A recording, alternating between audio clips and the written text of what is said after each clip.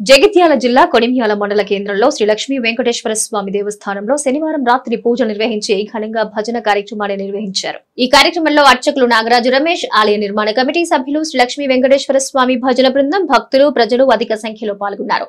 ఈ కార్యక్రమంలో పాల్గొన్న భక్తులందరికీ ఆలయ నిర్మాణ కమిటీ తరపున ప్రత్యేక ధన్యవాదాలు తెలియజేశారు.